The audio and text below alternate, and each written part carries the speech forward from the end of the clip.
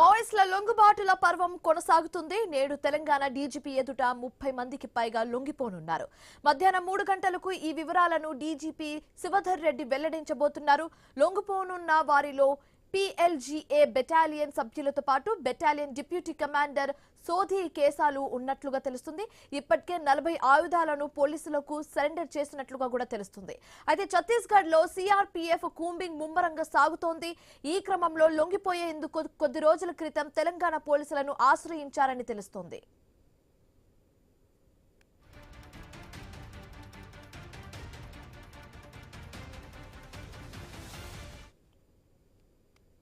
మావోయిస్టుల లొంగుబాటుల పర్వం కొనసాగుతుంది. నేడు తెలంగాణ డీజీపీ ఎదుట 30 మందికి పైగా లొంగిపోనున్నారు.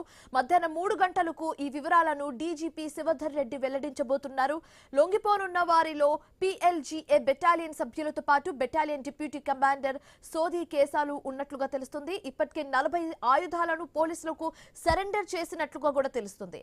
అయితే ఛత్తీస్గఢ్ లో CRPF కూంబింగ్ ముమ్మరంగా సాగుతున్న టైంలో లొంగిపోయేందుకు కొద్ది రోజుల క్రితం తెలంగాణ పోలీసులను ఆశ్రయించారని తెలుస్తుంది. ఇదే అంశానికి సంబంధించి మరింత తాజా సమాచారం మా కరెస్పాండెంట్ రత్నకుమార్ ఫోన్ ద్వారా అందిస్తారు.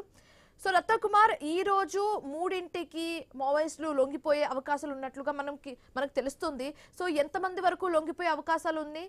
పూర్తి డీటెయిల్స్ ఏంటి? ఇప్పటికే మావోయిస్టు పార్టీ కీలక నేతలు వరుసగా పోలీసుల ఎదుట లొంగిపోతూ ఉన్నారు.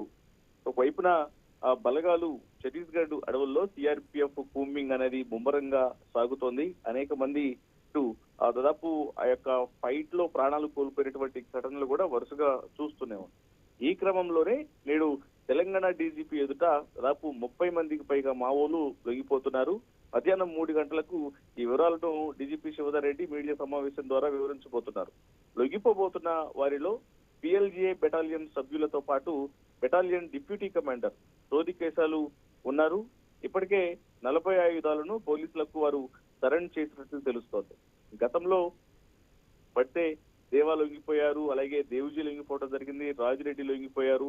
వరుసగా కీలక సెంట్రల్ కమిటీ సభ్యులందరూ లొంగిపోతూ ఉన్నారు. అలాగే సెంట్రల్ కమిటీ సభ్యులతో పాటు స్టేట్ కమిటీ సభ్యులందరూ కూడా వరుసగా లొంగిపోతున్న నేపథ్యంలోనే ఇక బర్సె దేవా తర్వాత డిప్యూటీ కమాండర్ గా సోధి కేసాలు, తర్వాత బెటాలియన్ యొక్క బాధ్యతలని కూడా చూస్తూ వచ్చారు. ఇక ఆయన సైతం లొంగిపోబోతున్నట్లు సమాచారం అందుతోంది.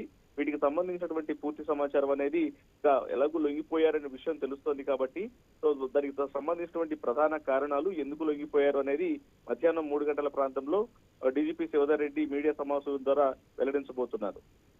Right, thank you Ratnakumar.